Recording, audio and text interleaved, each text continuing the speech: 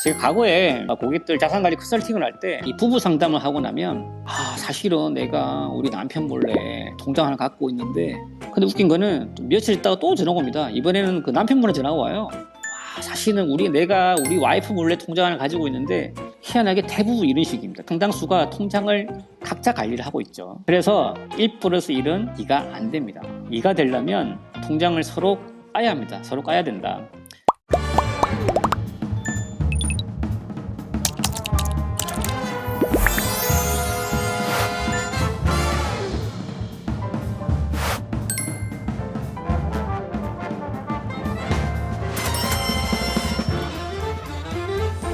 여러분 안녕하십니까. 투자 이야기 56번째 시간입니다. 오늘은 직장인의 돈 관리 노하우 월급 통장 사용 설명서라는 주제를 가지고 이야기를 나눠볼 계획입니다. 우리 성냥 파리 브라더스 중에서 양을 담당하고 있는 우리 양님 안녕하세요. 안녕하세요. 양입니다. 네. 이 주제를 선정한 이유가 뭡니까? 저희 투자 이야기 자체에 대해서 투자에 대해서 얘기를 많이 하는데, 근데 궁극적으로 투자에 대한 목적 자체가 어떤 투자를 통해서 자기가 이루고 싶은 것도 있을 겁니다. 근데 이제 중요한 거는 그에 대한 가장 기본적인 게 뭘까 이런 고민을 하다가 결국은 돈을 어떻게 잘 모으고 지출하고 어떤 바구니에 잘 담느냐가 더 중요한 기본인 것 같아서 그런 부분들 조금 더 말씀드리고 싶어서 시간 마련했습니다. 다른 분들도 그렇게 느꼈는지 모르겠지만 우리 양님의 월급 통장 사용 설명서 강의 듣고 오픈 채팅방에서는 질문이 있으시거나 의견이 있으신 분들은 활발하게 활동을 해주시면 좋을 것 같습니다. 한번 들어볼까요? 네, 시작하겠습니다. 이제 주위에서 이런 말들을 많이 듣습니다. 이게 별로 쓴 것도 없는데 희한하게 월급 받으면 남는 게 없네. 예. 그래서 이제 많은 분들이 투자에 대해서는 공부를 많이 하시고 있으시지만, 이게 정작 돈을 어떻게 좀 잘 모으고 이런 저축하는지에 대해 방법에 대해서는 잘 모르고 있는 것 같습니다. 그래서 이제 경제학에서는 좀 인간을 이제 합리적으로 간주를 합니다. 근데 이제 실제 우리의 행동은 비이성적인 경우가 대부분이죠. 그래서 그리고 특히나 이런 비이성적인 행동들은 소비 생활에서 많이 나타납니다. 그래서 이제 이를 좀 바로잡고 어떻게 하면 우리가 돈을 좀 빠르게 그리고 잘 모을 수 있을지에 대한 솔루션에 대해서 오늘 이야기 나누고자 합니다. 그 첫 페이지는 제가 이제 파이낸스 솔루션 맵이라고요. 돈과 관련된 솔루션을 이제 하나의 맵으로 만들어 봤습니다. 이제 개인마다 차이는 있지만 이제 우리가 이제 돈을 저축하고 투자하는 목적이 있습니다. 그래서 이제 이러한 목적을 설정하고 이를 달성하기 위한 전반적인 과정 자체를 이제 우리는 이제 뭐 소위 말하면 뭐 라이프 사이클을 고려한 생애 맞춤형 자산 관리다라고 이렇게 일컬곤 합니다. 저축과 투자를 함에 있어서 제일 먼저 고려할 일이 재무 목표를 설정하는 것입니다. 뭐 주택 마련이라든지, 결혼 자금 마련이라든지, 또는 뭐 교육 자금 마련이라든지, 은퇴 자금에 대한 계획 같은 것들입니다. 그 다음으로 이제 내가 이제 원하는 이러한 목표를 달성하려면 어떻게 되죠? 자산, 즉, 덩어리가 형성이 돼야 됩니다. 그리고 중요한 거는 이러한 자산에 대한 형성은 수익과 지출, 저축과 같은 이런 현금 흐름 관리를 통해서 이루어지게 됩니다. 따라서 이런 현금 흐름 관리가 내가 원하는 삶을 살아가기 위해서 가장 중요한 부분이고, 그리고 돈 관리의 시작이 되는 것입니다. 그래서 이러한 현금 관리를 위해서 좀 주먹구구식이 아니라 좀 효율적인 시스템이 구축돼야 된다.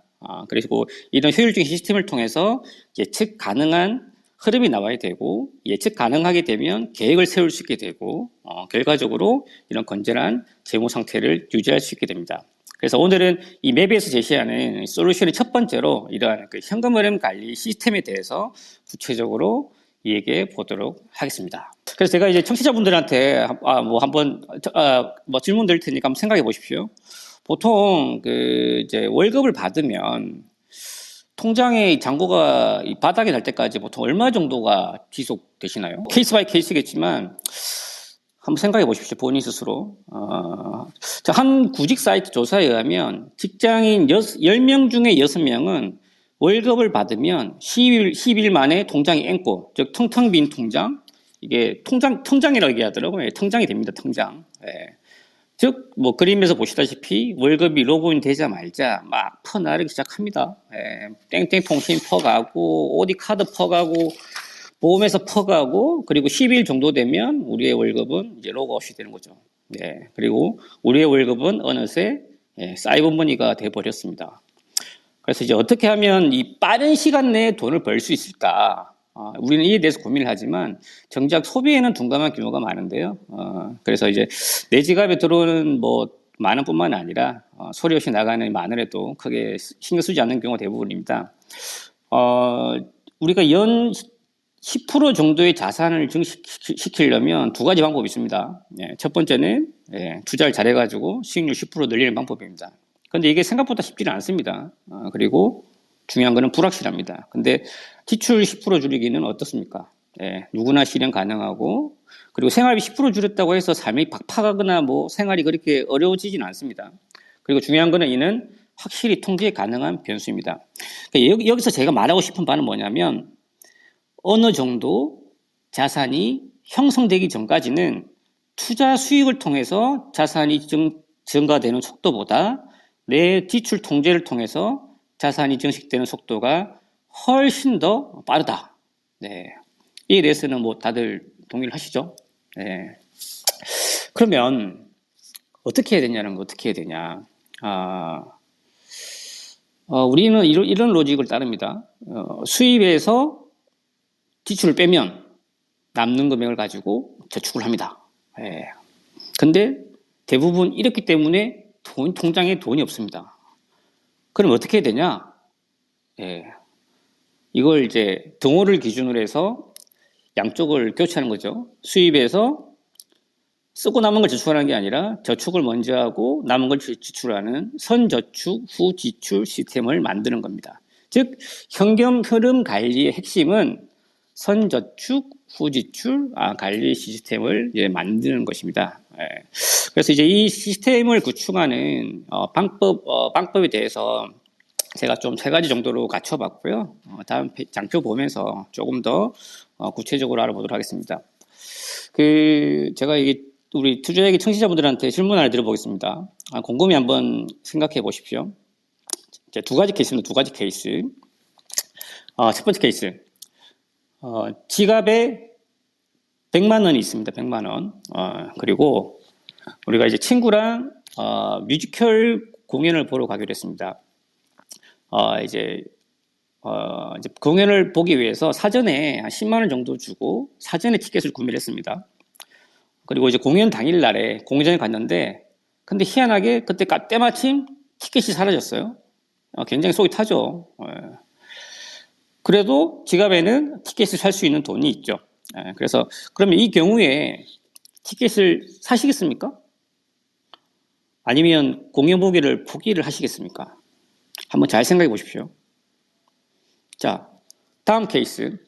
이번에는 티켓을 사전에 구매한 게 아니라 현장 구매를 할 생각입니다. 그래서 공연장에 갔는데 이번에는 지갑에 돈이 10만 원이 없어졌어요. 그리고 이제 남아있는 돈으로 또 티켓을 살 수는 있습니다. 이 경우 다시 티켓을 사시겠습니까? 아니면 포기하시겠습니까? YG님은 어떠신가요? 표를 잃어버렸는데 표를 또 살 거냐? 지갑에 있는 돈으로. 돈을 네. 더 넣어서 표를 살 거냐? 네네네. 그래서 결과를 얘기해 보면 이게 재밌는 결과가 네. 나오는데요. 결과를 보면 첫 번째 경우 같은 경우는 대부분 공연을 보는 걸 포기를 했습니다. 근데 표를 잃어버리면?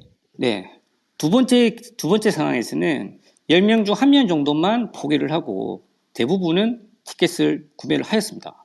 그럼 이제 YG님 말씀하신 것처럼 결과적으로 보면 둘 다 10만 원을 잃어버린 것인데 왜 이렇게 다른 행동을 취하게 될까? 이게 이제 행동 경제학적으로 얘기하는 이게 멘탈 어카운팅이라는 개념입니다. 개념. 이게 뭐냐면 우리 마음 속에는 이 계좌가 다르게 존재를 한다는 겁니다.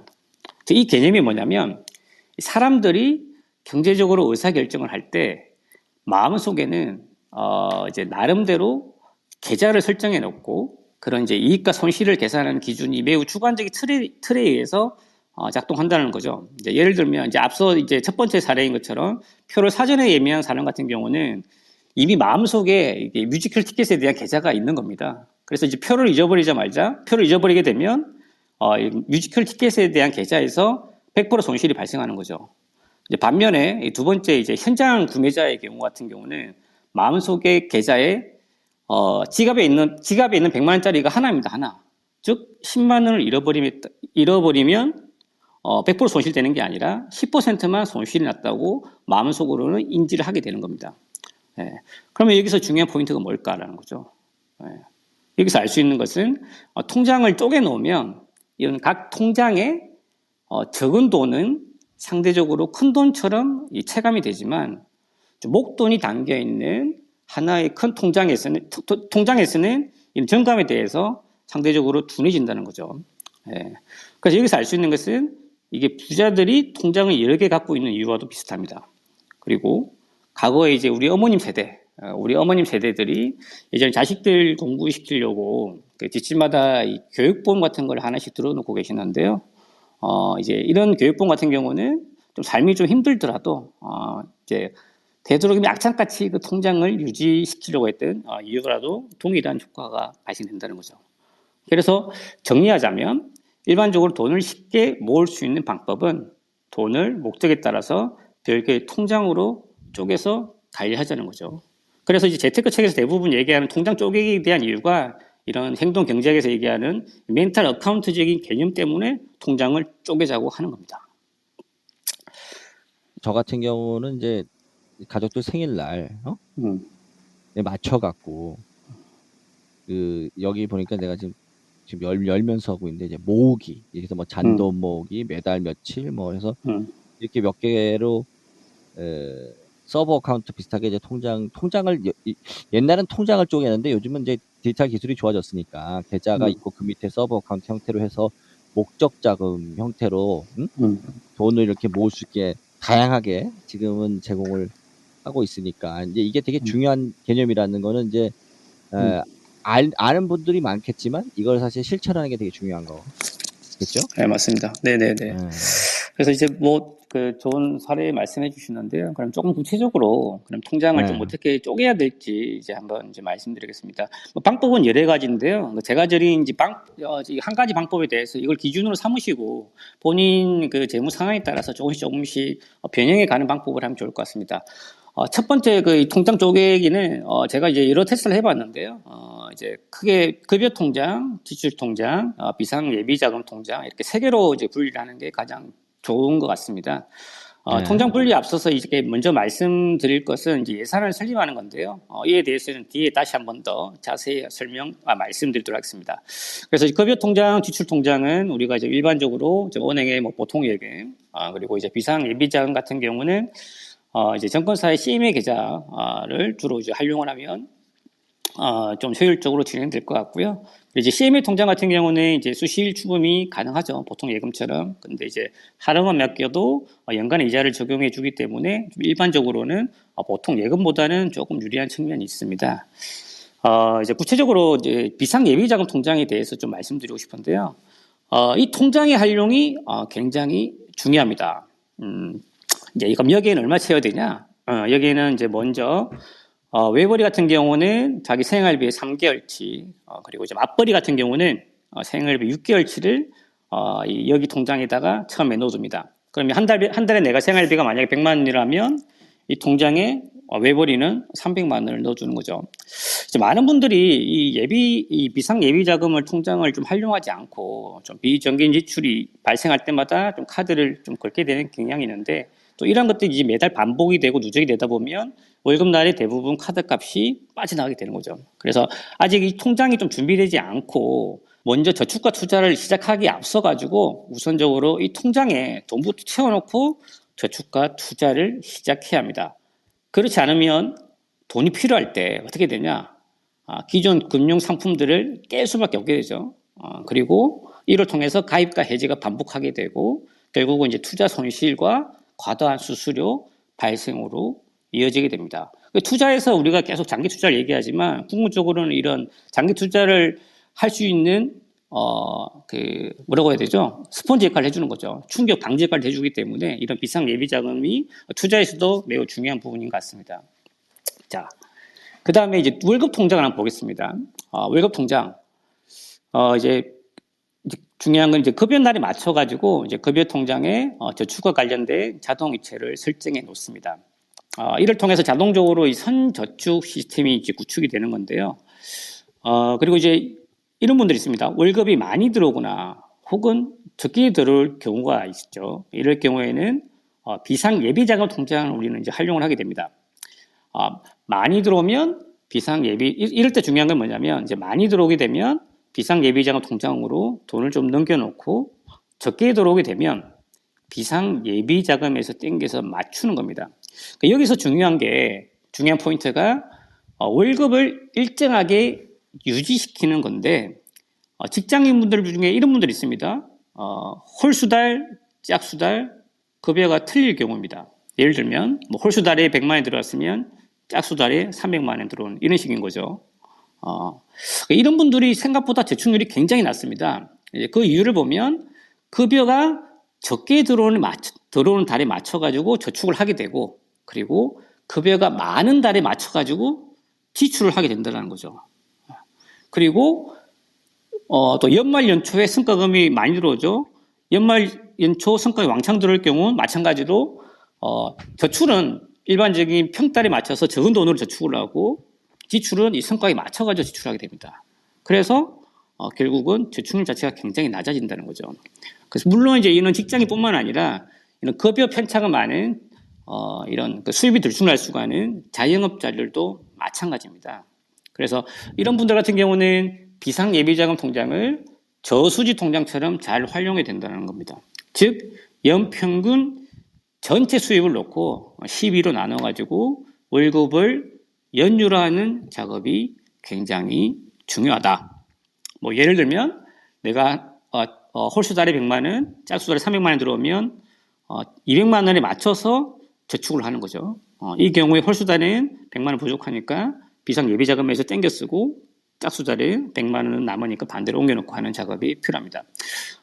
실제로 이에 대해서 피드백을 받아보면 이런 저수지 통장을 통해서 급여를 연율하는 작업만 해도 저축률이 크게 증대되는 효과가 있더라는 겁니다.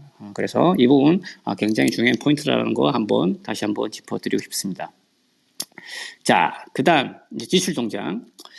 이제 우리가 이제 예산을 세고 나면 이제 나머지 부분에 대해서는 전부 저축을 하게 되고 월급날에 자동 이체를 맞춰놨기 때문에요. 월급날이 되면 자연스럽게 한 달 예산만 남게 됩니다. 그래서 이는 지출 통장으로 이체를 하게 되는데 이 지출 통장에는 체크카드를 설정해 놓습니다. 중요한 포인트는 이제 한 달 동안에 내가 내 지출을 잘 분배를 해서 이 체크카드 통장의 잔고가 0이 되게 하는 생활을 하는 것이죠. 그리고 이 체크카드에는 잔고에 대한 알림 서비스를 설정합니다. 내가 얼마 썼다라는 알람이 아니라 내가 잔고가 얼마 남았어요에 대한 유료 알람 서비스를 신청하시는 거죠. 이를 통해서 계획된 소비가 가능할 수 있게 한다. 그리고 비정기적으로 발생되는 경조사비 같은 지출 같은 경우는 비상 예비 자금으로 충당을 하자. 그러면 이제 한 달 지나면 자동적으로 잔고가 제로가 되게 만드는데 만약에 월말에 내가 돈을 알뜰하게 써서 돈 남았다. 그러면 이 남은 돈은 비상 예비 자금으로 옮겨두고 이런 패턴을 반복하시면 됩니다. 이 경우에는 체크카드에는 당연히 이제 예산만 남게 되니까 가계부를 별도로 쓰지 않아도 되는 장점이 좀 있는 것 같습니다. 자, 그 다음 한번 보실까요? 자, 그 다음에 이제 예산 설립에 대해서 한번 말씀드리도록 하겠습니다. 여기서 조금 이제 좀 심리학적 이론을 한 개 좀 소개시켜 드리려고 하는데요. 그 레칫 효과에 대해서 말씀드리겠습니다. 이 레칫이 뭐냐면 이제 그림에서 보시다시피 기계의 움직임을 한쪽 방향으로만 제한하는 장치입니다. 이제 그림과 같은 이 톱니바퀴에 설치하는 이 멈춤 장치라고 생각하시면 되시는데요. 이 장치로 인해서 한번 돌기 시작하면 앞으로는 갈 수 있지만 예, 어떻게 되죠? 데일리는 갈 수 없게 되는 거죠. 그래서 이를 소비 행태에 빗대어 보면 소득이 높았을 때 했던 소비 행태가 소득이 떨어진 상태에서도 변하지 않고 계속 높은 상태를 유지하는 것을 말합니다. 예를 들면 소득 수준이 높았을 때 중형차를 샀던 사람은 다음에 차 바꿀 때 소득이 낮아지더라도 쉽게 작은 차로 바꾸지 못합니다. 그리고 이제 뭐 명품도 다 좋아하시는데요. 이제 명품도 써본 사람이라면 소득 수준이 낮아졌어도 쉽게 명품 구매를 포기하지 못하는 경향이 많습니다. 근데 이처럼 이 레치지 효과는 이미 한 번 올라간 소비 수준은 쉽게 낮아지지 않는 현상을 반대로 돌지 못하는 이 톱니바퀴에 비유한 용어이다. 이렇게 생각하시면 좋을 것 같습니다. 이게 왜 제가 말씀드리냐면 이 레치지 효과 자체가 은퇴를 준비함에 있어서 굉장히 중요한 이슈입니다. 이제 왜냐하면 은퇴 전에 우리가 20, 30년 동안 이루어진 소비 습관 같은 경우는 은퇴 이후에도 쭉 이어져 가지고 내 노후 생활까지 결국은 영향을 미치게 됩니다. 만약 내가 특정 생활비로 100 정도를 써야 되는 사람인데 계속해서 200을 써야 된다면 어떻게 될까요? 소득이 유지되는 구간에서는 크게 문제가 되지 않을 수 있습니다. 근데 이제 소득이 끊기는 은퇴 이후에는 문제가 될 수 있다는 거죠. 그래서 이때는 왜냐하면 그동안 쌓아놓은 은퇴 자산에서 생활비를 충당하게 되는데 이는 과도한 생활비로 인해서 내 은퇴 자산이 예상보다 빨리 고갈되게 된다는 거죠. 결국 이는 예상치 못한 우울한 노후 생활로도 이어질 수 있습니다. 따라서 이러한 예측 효과로 인해서 하루라도 빨리 돈을 잘 쓰는 의식적인 노력이 꼭 필요하다. 저는 이렇게 생각합니다. 뭐 당연한 얘기라고 생각할지 모르겠지만 부자가 부를 모으는 것은 돈을 대하는 소박한 태도를 유지했기 때문이다라고 저는 생각하고 있습니다. 뭐 동의하시나요? 그러면 계속 이어서 그럼 우리가 이런 그 현명한 지출을 위해서 좀 어떻게 해야 되냐? 이 부분에 대해서 조금 구체적으로 말씀드려 보겠습니다. 중요한 게 예산입니다. 예산 설립이 굉장히 중요한데요. 이제 많은 분들이 가계부를 작성을 합니다. 근데 그거 쓴다고 지출이 줄어들던가요? 좀 되게 일시적이지 않던가요? 가계부 생각보다 작성이 오래 하기 쉽지 않지 않던가요? 핵심 포인트는 뭐냐면 가계부는 과거에 대한 기록입니다. 과거에 대한 기록. 중요한 것은 앞으로 쓸 것에 대한 계획이 필요하다는 거죠. 특히 상당수의 이제 급여 생활자들은 이제 자신이 한 달 지출 금액조차 제대로 얼마 쓰는지 못합니다. 대략 카드비가 얼마 정도 나오는지는 알고 있지만 한 달 얼마 써? 이래 물어봤을 때 구체적으로 답변할 수 있는 사람이 생각보다 많지가 않다는 거죠. 제가 자료 제일 뒷장에 예산 작성을 위한 시트를 하나 붙여놨습니다. 그래서 이제 조용히 좀 시간 내셔가지고 한 달 동안에 내가 얼마나 쓸지에 대해서 예산을 한번 작성해 보시기 바랍니다. 이 예산만 잘 작성하시더라도 우리 투자 이야기 청취자 여러분들에게 실질적인 도움을 받으실 수 있을 것입니다. 조금 더 가이드를 드리면 통상적으로 이제 예산을 얼마 정도 측정해야 되냐? 미용 같은 경우는 보통 자기 급여 수준 70% 이게 많은 수준이 아닙니다. 이 수준을 권장드립니다. 왜냐하면 돈 모으기 어찌 보면 이 시기가 가장 좋은 시기예요. 뭐 결혼하신 분도 아시겠지만 결혼하고 애 낳으면 이 돈 모으기 쉽지 않아요. 그래서 이때는 그리고 중요한 거는 이때 결혼 전 미혼 때 모은 종잣돈 자체가 결국은 이게 시드머니가 되고 내 라이프 사이클에 큰 영향을 미치게 됩니다. 그리고 이제 맞벌이 같은 경우는 한 50% 정도 수준을 권장드립니다. 중요한 거는 이 맞벌이 같은 경우는 예산을 이 와이프와 같이 배우자와 같이 작성해야 된다는 거죠. 제가 과거에 이 개인 자산 고객들 자산 관리 컨설팅을 할 때 이 부부 상담을 하고 나면 대부분 상당수가 나중에 따로 전화가 옵니다. 왜? 이런 식이죠. 사실은 내가 우리 남편 몰래 통장 하나 갖고 있는데, 그러면 이제 저는, 네, 뭐, 대부분 그렇습니다. 편하게 말씀해 주세요라고 듣고 있죠. 근데 웃긴 거는 며칠 있다가 또 전화가 옵니다. 이번에는 그 남편분의 전화가 와요. 사실은 내가 우리 와이프 몰래 통장 하나 가지고 있는데, 희한하게 대부분 이런 식입니다. 대부분 이런 식이에요. 예. 그 맞벌이부 같은 경우가 상당수가 통장을 각자 관리를 하고 있죠. 그래서 1 플러스 1은 2가 안 됩니다. 예. 1 플러스 1은 2가 되려면 통장을 서로 까야 합니다. 서로 까야 된다. 그런데 대부분 이때 통장 까게 될 때 많이 싸우죠. 예. 하지만 돈을 잘 모으려면 한 번은 꼭 겪어야 되는 과정입니다. 예. 그래서 뭐 이제 따라서 이제 뭐 또 경우에 따라서는 이제 두 분이서 예산을 설립하는 과정에서 많이 다툼이 있을 수고 심판이 필요한 경우도 있겠죠. 이럴 때는 좀 되도록이면 돈을 들여서라도 좀 전문가를 찾아가서 객관적인 상담을 받아보시기를 또 받아보는 방법도 있으니까 그 방법도 고려해 보시면 좋으실 것 같습니다. 소비는 뭐 저는 생각합니다. 소비는 습관이다. 그리고 의식적으로 반복하다 보면 몸에 체화가 된다. 근데 이제 당장 처음에 이게 소비를 줄여갈 때가 굉장히 힘듭니다. 그래서 이때 좀 도움되는 방법이 하나 있는데요. 제가 이제 적어 놓은 것처럼 소비의 형태를 want와 그 다음에 need로 나눠서 생각해 보는 연습을 한번 해보십시오. 실질적으로 이게 저도 많이 도움받은 방법 중에 하나고 소비 생활을 좀 현명하게 하는데 큰 도움이 됩니다. 이제 want는 말 그대로 내가 갖고 싶어 하는 것, 원하는 것, 좀 충동적인 소비에 속하는 경우가 많죠. 뭐 의료비라든지 뭐 불필요한 의식비 같은 경우죠. 그다음 니드는 뭐냐? 꼭 필요로 것, 꼭 소비해야만 하는 것, 뭐 교통비라든지 그다음에 핸드폰비, 그다음에 식비, 생필품 구입비 등이 있는 거죠. 그래서 이제 want보다는 need에 지출하는 습관을 들여야 합니다. 그래서 소비를 하기 전에 스스로에게 한번 질문을 한번 해보십시오. 이게 진짜 이게 필요해서 쓰는 건지 아니면은 내가 단지 원해서 쓰는 건지 이렇게 한번 생각하는 과정을 거치는 과정만으로도 불필요한 소비를 상당수 막을 수 있다.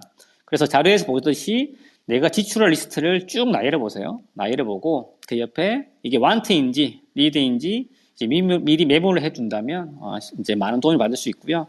중요한 건 분류에는 정답이 없어요. 내 가치관에 따라 분류는 달라질 수 있고 하니까 예를 들면 뭐 여행 비용이 누구한테는 want일 수 있지만 또 누구한테는 need가 될 수 있으니까 이런 부분들 자기 예산에 맞게끔 현명하게 한번 생각해보는 연습들을 한번 해보시면 좋을 것 같습니다. 그래서 이를 통해서 예산은 정해져 있으니까 이런 want와 need에 대한 우선순위별로 지출하는 연습을 해보시면 아마 통장에 돈이 차곡차곡 쌓이지 않을까 이렇게 말씀드리고 싶습니다. 자, 그 다음에 이제 마지막 세 번째 단계인데요. 좀 카드 사용에 대해서 조금 말씀을 좀 드리고 싶습니다.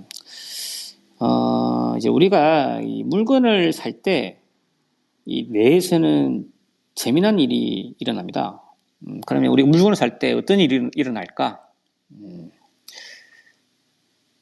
관련돼 가지고 재미있는 실험이 하나 있는데요. 실험 하나 소개시켜 드리겠습니다. 우리가 좋아하는 제품을 볼 때, 그리고 그 다음에 그 제품의 가격을 볼 때, 그리고 그 다음으로 우리가 돈을 지불할 때 내 속에 어떠한 영역이 활성화되는지 이에 대해서 자기 공명 영상 장치를 통해서 뇌에 대한 변화를 실험을 해봤습니다. 실험을 해보니까 좋아하는 제품을 보게 되면 즐겁죠.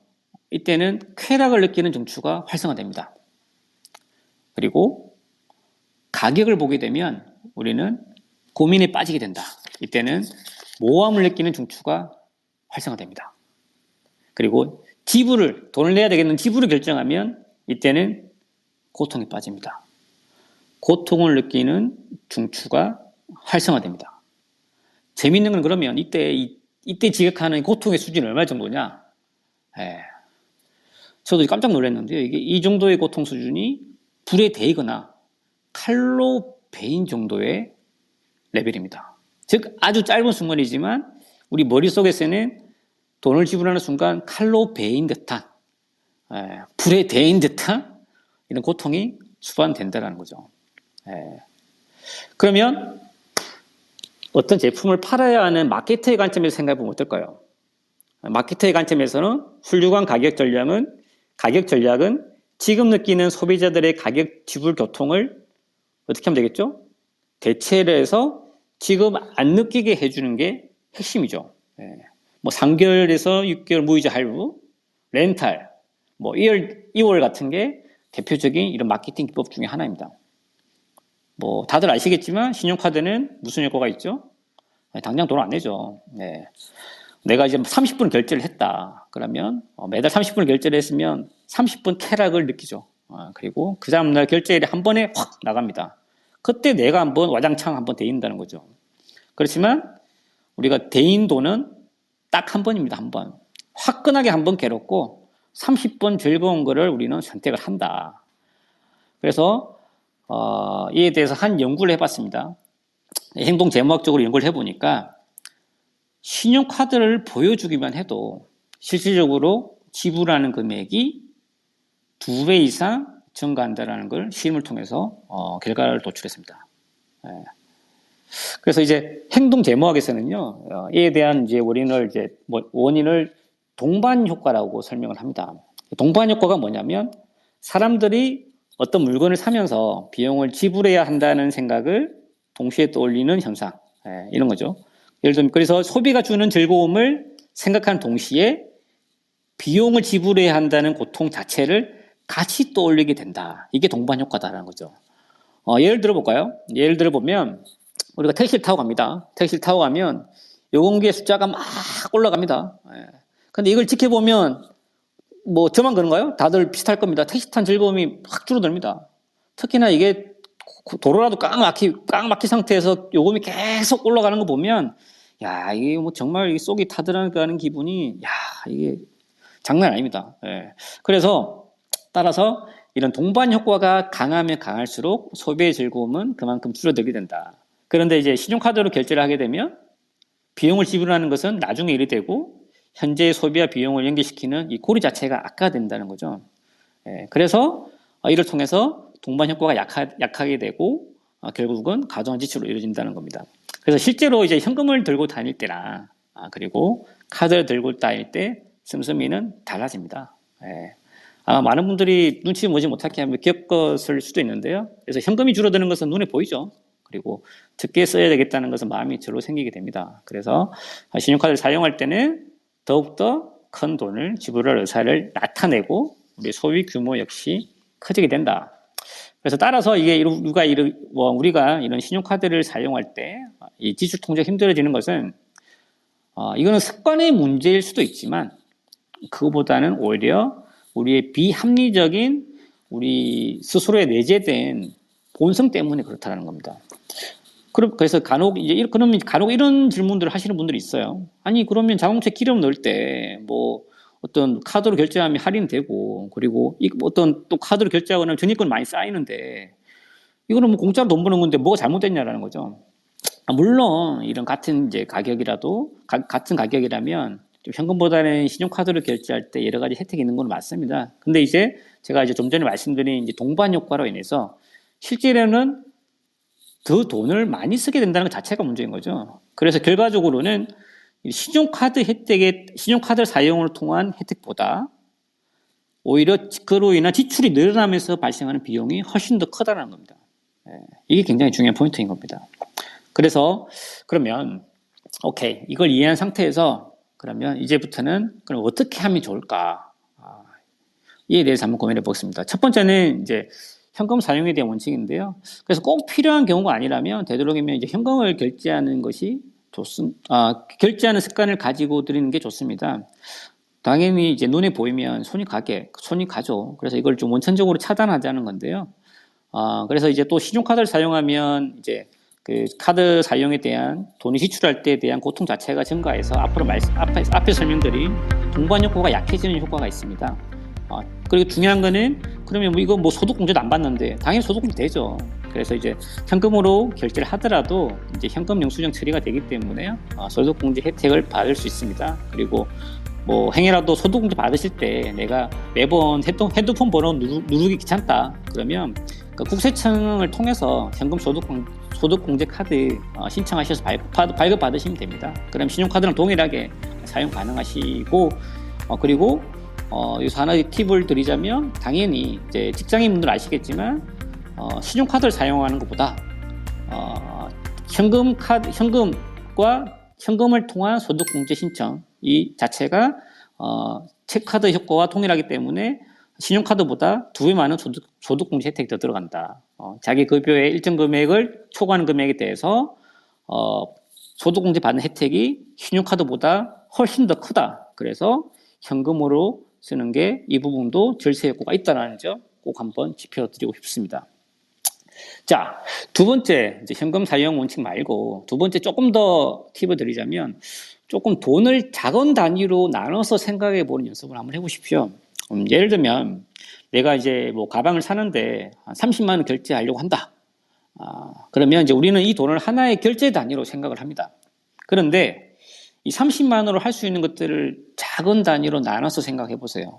이 정도 돈이면 30만 원이면 가족과 외식 한번, 핸드폰 케이스, 뭐 옷도 사고 신발도 사고 안경 등등등 이렇게 작게 나누면 나눠서 생각할수록 이 30만 원에 대한 하나의 결제 단위가 아니라 이런 작은 것들이 합쳐진 것처럼 느껴지게 되고 좀 결제를 한 번 더 생각하게 만드는 효과가 있습니다. 그래서 좀 큰 돈을 쓸 때는 돈을 작은 단위로 나눠서 생각하는 연습을 좀 해보신다면 자기 소비 생활에 조금 더 건전해진다.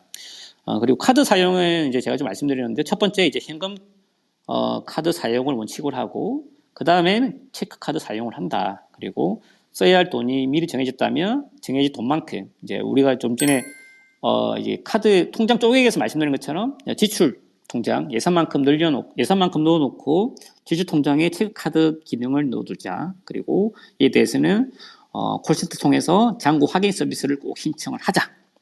이 점 다시 한 번 더 정리드리고 싶습니다. 그럼 신용카드는 없어야 되냐?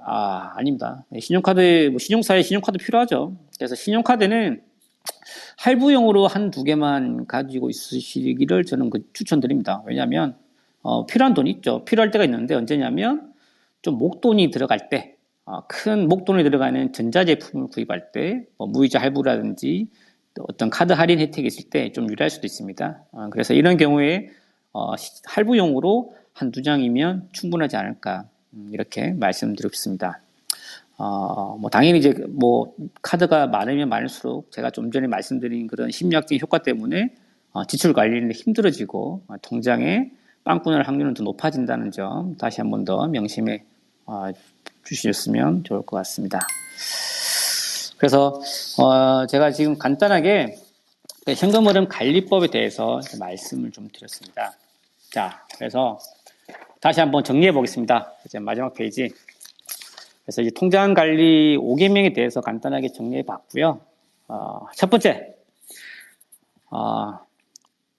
쓰고 남은 걸 저축하는 게 아니라 저축하고 남은 걸 쓰는 선저축 후 시스템을 구축하자. 그리고 이를 통해서 예측 가능한 현금 흐름을 만들자. 자, 두 번째, 돈 모으기의 핵심은 이제 그 멘탈 어카운트 효과. 그래서 통장 쪼개기로부터 시작한다. 통장 쪼개기, 3개의 통장을 분리하는 연습 반드시 시작해야 된다. 세 번째, 부자가 부를 모으는 것은 돈을 대하는 소박한 태도를 유지했기 때문이다. 그래서 내가 필요로 하는 것, 니즈에 대한 부분들, 그리고 내가 원하는 걸, want에 대한 부분을 구분해서 소비하는 습관을 가지자. 그리고 네 번째, 1 플러스 1은 2가 아니다. 그래서 이제 부부 같은 경우는 정기적으로 같이 예산을 설립하는 머니데이를 마련을 하자. 이 부분도 중요한, 예산 설립에서 굉장히 중요한 부분이다.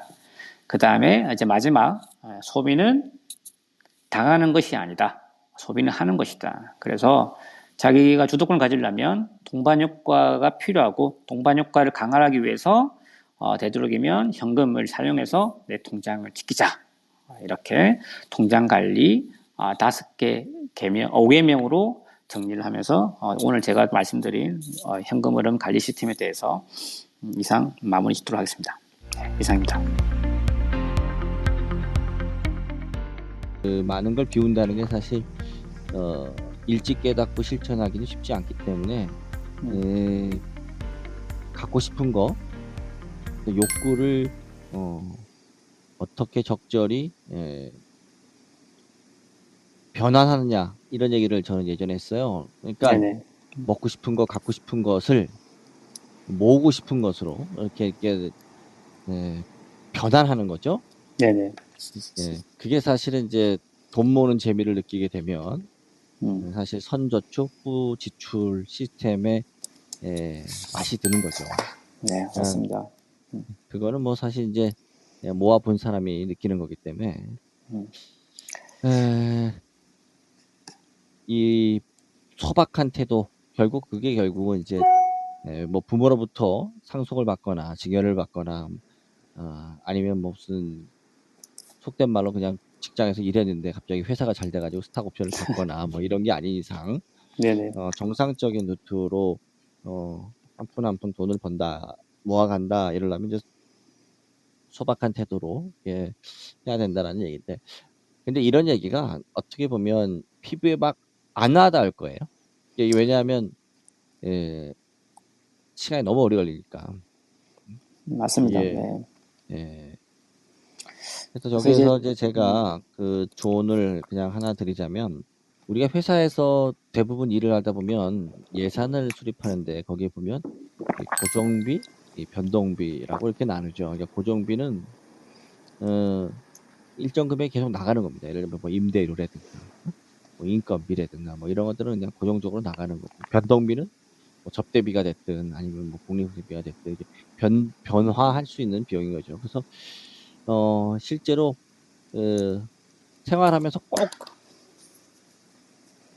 써야 되는 비용들을 고정비 항목으로 봤을 때 그 고정비 항목이 결국은 본인이 통제하기 어려운 금액들입니다. 본인이 통제할 수 있는 비용들은 이제 변동비 부분인데, 이 변동비 부분을 어떻게 잘 관리하느냐 이런 것도 꽤 중요할 것 같고, 저는 제 어릴 때를 그냥 좀 회고해서 제가 20대 중반 30대 초반에 재미삼아 했던 것들이 있는데 ABC를 썼습니다. ABC. 이거는 이제 ABC를 썼는데 반드시 써야 되는 지출 A, 써도 되고 안 써도 되는데 쓴 거 B, 쓰고 나서 후회되는 거 C. 그런 거 있잖아. 네네네. 괜히 썼어 뭐 이런 거. 그 C 이렇게 썼습니다. 그래서 그거를 전체 쓴 금액에서 A 몇 프로, B 몇 프로, C 몇 프로에서 C를 줄여 나가는 걸 이제 한 거죠. 뭐 이거 네. 그래서 옛날에 이거를 별거 없어요. 괜히 이제 친구들 만나서 욱해가지고 쓴 것들이 이제 C인데, 그러면 이제 어떻게 하면 이거를 줄일까 뭐 이러다가 이제 그 C 지출을 자꾸 꼬시는 친구를 안 만나 뭐 이런 거. 쟤 만나면 갑자기 C 나와 뭐 이런 거.